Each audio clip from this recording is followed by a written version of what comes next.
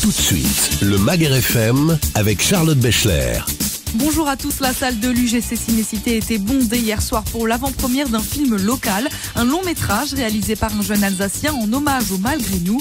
Benjamin Steinmann, la trentaine, a travaillé 5 ans pour réaliser In Memoriam. L'histoire, c'est celle de ces Alsaciens et de ces Mosellans incorporés de force dans l'armée allemande pendant la Seconde Guerre mondiale.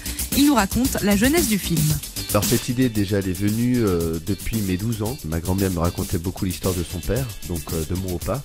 Et en fait, voilà, suite à l'histoire de mon opa, j'ai décidé de finalement d'écrire une petite fiction sur l'histoire, voilà, de mon opa qui avait déserté les fronts russes pour revenir en Alsace. Côté tournage, ça s'est passé à Soulsou-Forêt, à Haguenau, à Strasbourg, mais aussi beaucoup en Forêt-Noire. Les acteurs des Alsaciens amateurs dans le jeu, les costumes sont d'époque. In Memoriam, c'est un véritable hommage à nos ancêtres. C'est ça, c'était vraiment le message du film, c'était vraiment, bien sûr, ne pas oublier, ça peut peut-être être une accroche, mais finalement, elle est vraie.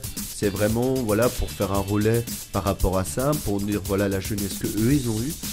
Donc moi je trouve que c'est assez effarant et c'est assez incroyable l'histoire qu'ils ont eue, c'est Malgré nous, et elle est encore un peu, voilà, c'est un peu méconnu aujourd'hui encore. Moi je sais qu'il y a des gens qui m'ont remercié parce qu'ils ne connaissaient pas cette histoire, alors que dans le film on raconte peut-être 1% de l'histoire des Malgré nous. La séance d'hier soir a fait salle comble et c'est sans oublier les projections dans les collèges. Je pense que la finalité du projet c'est vraiment l'aspect pédagogique.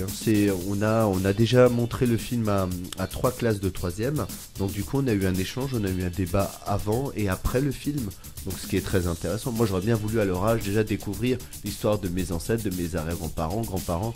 Donc il y avait vraiment cette approche pédagogique. Je pense que la finalité du projet ça va être ça. Et à tous ceux qui ont raté cette avant-première, notez la prochaine, ça sera le 4 avril prochain. Rendez-vous à Weibruch.